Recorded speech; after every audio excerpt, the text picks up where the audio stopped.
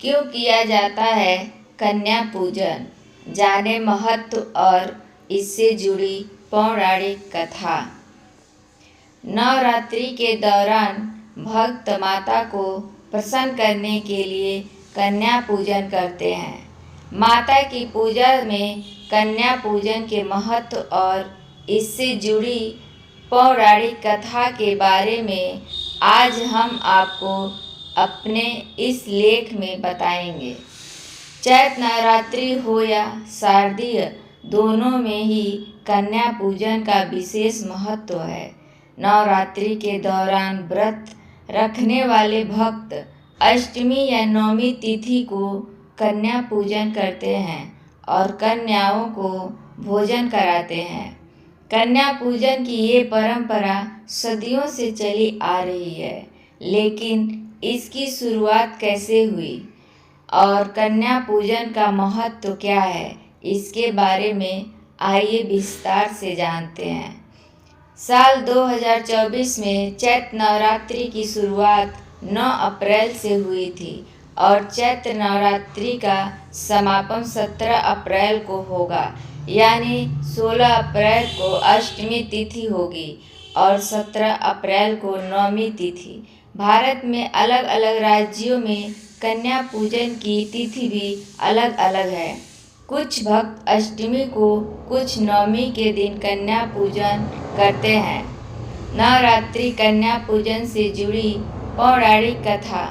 पौराणिक शास्त्रों के अनुसार इंद्रदेव ने ब्रह्मा जी के कहने पर कन्या पूजन किया था।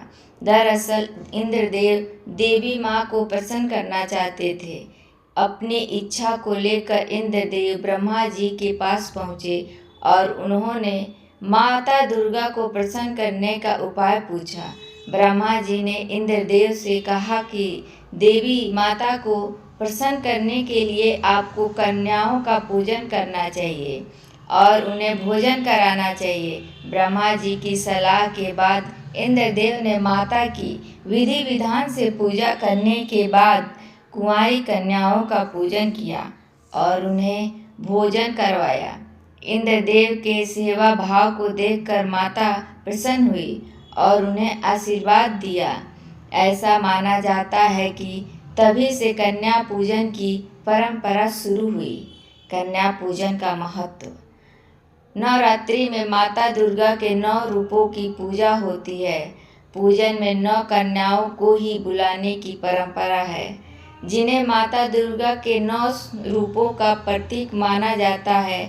इसके साथ ही एक बटुक भी कन्याओं के साथ होना चाहिए, जो भैरव का रूप माना जाता है।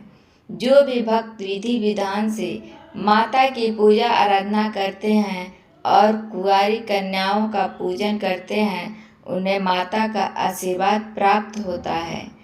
कन्या पूजन करने से माता की कृपा आप पर बनी रहती है और घर परिवार में सुख समृद्धि रहती है। ऐसा करना आपके धार्मिक और आध्यात्मिक ज्ञान को भी बढ़ाता है। आइए जानते हैं कि कन्या पूजन के दौरान किन बातों का आपको ख्याल रखना चाहिए। ऐसे करें कन्या पूजन। कन्या पूजन के दौरान आपको 10 साल से अधिक की कन्याओं को नहीं बुलाना चाहिए। कन्याओं को भोजन कराने के से पहले उनके पैर धोएं, इसके बाद उन्हें स्वच्छ स्थान पर बैठाएं। कन्याओं के पूजन से पहले आपको माता रानी को भोग लगा लेना चाहिए। कन्या पूजन के बाद कन्याओं को हलवा, पूड़ी और चने खिलाने चाहिए। इसके बाद कन्याओं के हाथ धुलवाकर आपको उन्हें आसन पर बिठाना चाहिए और उन्हें दक्षिणा देनी चाहिए। जय माता दी।